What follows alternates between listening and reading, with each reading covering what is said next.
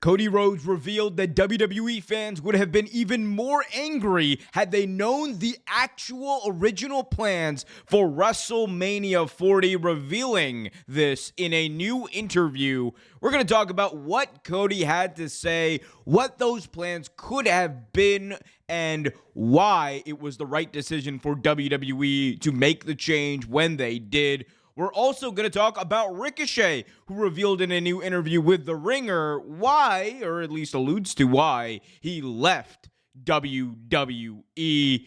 All that much more coming up right here in this video, so be sure to smash that like button, subscribe, and hit that notification bell so you get notified whenever a new video is released. All right, so let's talk about the American Nightmare, Cody Rhodes, the reigning, defending, undisputed WWE champion. Someone whose reign was at one point in doubt because of switching plans going into WrestleMania. We all kind of know the story at this point. Cody wins the Rumble, but that week we also had heard that the switch had been made, that the new plan for WrestleMania 40 was Roman Reigns and The Rock, as that would be the bigger match for the Undisputed Championship, which left Cody in a very weird place. Of course, after those events, the crowd got behind Cody in a massive way, and it led to another changing of the guard, something very similar to what we saw 10 years ago going into WrestleMania 30 with the American Dragon, Bryan Danielson. So that's where we were, and eventually Cody obviously got to winning the championship, but as he will now reveal, that wasn't always the case, and fans really would have been even more angry, apparently, had they known the original plan. So here's what Cody had to say in a recent interview with Kenny McIntosh of Inside the Ropes. He says, quote, "If people knew the real plan for me, they'd be even more angry. I can't share the real plan for you. The Rock plan, whatever it may be, that was going to be on my mind in terms of how do we make that work? How do we accomplish that? I had a really good team of people around me." He went on to say, "That's where DDP hit me with the famous, 'Whatever happens to you will be the best thing that ever happens to you' line. And I thought, that's insane. That's madness. I don't have a clue what you're talking about." And he was right. Including if it had gone the other way, he would have been right because the audience was what mattered. And I got to be really quiet and I got nothing to say. I got to watch the fire grow, and I realized maybe I had every right to be confident. Maybe I had every right not to be concerned. But yeah, definitely, let's say it as a Wheatley vodka sponsor. Let's say it was a Wheatley vodka sponsored few days. Cody alluding to that Wheatley vodka sponsorship that he was probably hitting the bottle for those few days in between when that decision was made, and then obviously it changed. But that is a very interesting note that Cody said there, that people, if they knew the original plans for him, they would be even more upset. And that is very strange, right? Because your mind immediately goes, or mine does, to 10 years ago. Bryan Danielson was the biggest star in WWE at that point. He had the crowd behind him. There was no one else who should have been in the main event of WrestleMania. There was no one else who probably should have won the Royal Rumble. Batista wins it. And the original plans for Bryan going into Mania, before they eventually switched it up, and thank God they did, was for him to face Sheamus. Something he revealed in his book, and something that when fans first heard about it were like, oh my God, that would have been ungodly. Had they done Bryan Danielson and Sheamus again at Mania for the third time in that situation, you would have had an outright revolt at WrestleMania. It would have been insane. But the way Cody's talking here, it seems like this wasn't just a situation where it was like, okay, I'm not facing Roman, so I'm going to face you, Seth Rollins. The fact that he went out of his way to say, like, the fans would have been even more mad had they known what the original plans were, lead me to at least believe that Cody was not originally going to wrestle for a championship, even though he had won the Royal Rumble. And that, I don't care who he's facing here, that would have been a stupid idea. That would have been dumb. Because we knew that at the Royal Rumble, because think about this, right? We knew Cody Rhodes was slated to win the Rumble, even though the plans had changed for Rock and Roman. At the same time, before Punk got injured, the plan was for him to wrestle Seth Rollins for the WWE World's Heavyweight Championship. So we're sitting here in a place where Cody probably doesn't fit into the World Heavyweight Championship picture.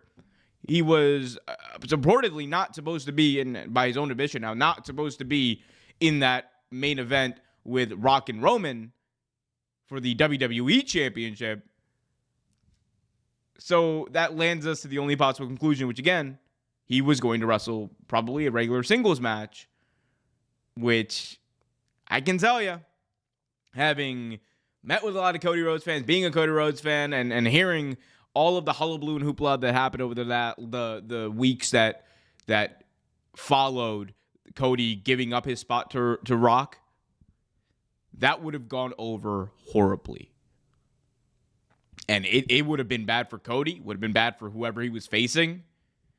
And it just would have been, it would have been sad to see, honestly, because the whole point of winning the Royal Rumble is that you, the winner, in this case Cody Rhodes, gets to decide who you face for for the main event of Mania. It is your decision. And to set a precedent that person does not get to choose, or that person is not wrestling for the title at Mania, is stupid, unentertaining. Thank God WWE changed it, but the fact that the plan was, at least Cody is alluding to here, wasn't for him to face even Rollins for the title, that makes this decision to switch it up and bring Cody back into the fold an even more of a no-brainer in hindsight. And I'm glad they did. This would have been genuinely one of the worst decisions ever made in the terms of professional wrestling, had they gone forward with Cody, being in a regular match. It would have been bad. But thank God we didn't have that happen. Cody did win, so all of that is null and void. But let me know in the comment section, guys, what you think about this as we move on to our next topic. Let's talk about AEW's Ricochet, who, of course, debuted for the company at All In last Sunday. And it was one of the most anticipated AEW debuts in recent memory. We had heard rumblings, rumors, reports that Ricochet was going to sign with AEW, and that he had told WWE about a month before his contract actually expired that he did not plan to wrestle or continue or re-sign with that company. And in a new interview with The Ringer, Ricochet actually expanded on why he left WWE. Here's what he had to say, quote, "You can place the blame anywhere, but I just blame myself. That's the only person I can blame because that's all you can do. Obviously, I didn't do something. I don't know what it was for. For me, again, frustrating is maybe not the word because, again, my last couple of years, I met my future wife there. I made mad connections. The locker room was always awesome. As far as creatively, I mean, yeah, there would have been more I'd like to do. Just again, mostly for the fans that want to see me do stuff, not even for me. It's more frustrating for me to see the fans want me to go out there and actually do something of substance. I was out there a lot. I was on television a lot. I was used a lot, but the quality of what I was doing specifically wasn't there.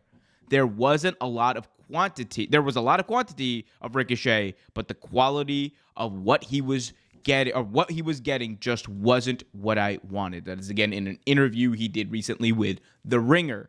And this goes to something that I had said when the original reports came out that Ricochet was reportedly leaving WWE, and the word was that he was going to sign with AEW.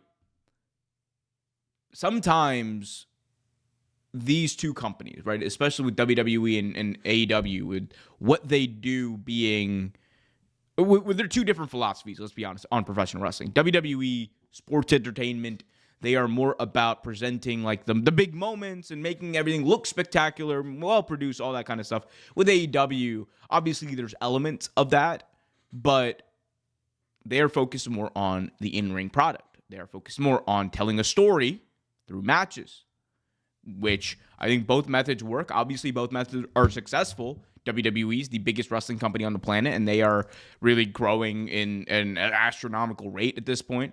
AEW, one of the best wrestling startups to ever happen over the past like 30 plus years. And they are a successful company. They're going to be profitable when they get this massive rights increase on their media rights. So you can do both methods and have it be successful, but that doesn't mean it's going to work for every talent, right? There are going to be talent who are in AEW right now who just fit in WWE better, and vice versa. There are talent in WWE right now who would just fit in AEW better, because talent have different motivations, the talent have different strengths, and also the reality is that, much to what Ricochet had said in this, sometimes fans, like, they don't want to see someone as talented as Ricochet just being involved in, like, oh my God, like, he's on TV and he's getting buried by Brock Lesnar. He's getting, destroyed by Braun Breaker, all this kind of stuff. That's not, like, why you want to watch Ricochet. You want to watch Ricochet because he is one of the most athletic wrestlers in the entire world, that he is one of the best high flyers of all time. And the fact that we didn't get much of that we didn't lean into the strengths of Ricochet, that goes to show you the priority that WWE has. And it's not right or wrong. It is just what it is. Same with AEW. There's plenty of talent. Ricky Starks is one of those guys, right, we talked about, where it's just time for him to move on probably. So I think it was the right decision, honestly, for Ricochet to probably move on, because he's going to a place that leans more heavily into in-ring storytelling than WWE does. That is just a fact. That he is going to a place where the wrestling in-ring and his style matter more. And that is better for his fans who want to see that. That is better for him, who obviously, at least to some degree, wants to do that. And it's really good for wrestling because it didn't work in WWE, and Ricochet and other talent have another place to go, and vice versa. That is, again, the best thing about having another wrestling company, is that you are, as a talent, are able to make comparable money wrestling perhaps a style or in a way that benefits you more and your motivations more elsewhere. Like that is critical to making wrestling as a whole must see, and upping the quality of what we're seeing, and also upping the stakes for wrestlers who are getting paid more money than they ever have been, which is a good thing. I don't understand why fans always want to be like, that's where he ain't worth nothing compared to what do is. Like, yeah, that's just a stupid bullshit argument. Like, reality is, guys, wrestlers have been getting underpaid what their actual worth is, and they always will get underpaid what their actual worth is. That's just most workers, is just going to be the case. But the fact that there's a place where that level of profitability for even the lowest rung of wrestlers is going to rise, that is a great thing for professional wrestling, because it increases the motivations of pro wrestlers. It ensures that they are going to be at least a little bit more taken care of financially, and it decreases the likelihood that we see, wrestlers unable to pay bills, unable to do many of the things we've heard happen to a lot of old-time wrestlers who have to start things like GoFundMes or what have you in order to either pay bills, medical bills, who are suffering from, horrible injuries and after effects of their careers. Like, talent getting paid, even, again, if they're the lowest on the ladder, is a good thing. That's just my opinion. Y'all can disagree. Y'all can agree. I hope you agree, because I think that's a logical choice. But I want to hear from you guys. What do you guys think about these quotes from Ricochet and Cody Rhodes? Are they right? Are they wrong? What do you think? What's your first reaction to them? I want to hear from y'all in the comment section below. Also, if you haven't already done so, do me a massive favor and hit that like button so as many people as possible see this video. Subscribe for daily updates and hit that notification bell so you never miss a thing. Until next time, I'm Omer Q for Real Take Wrestling. Be happy, be healthy, and as always, keep it real.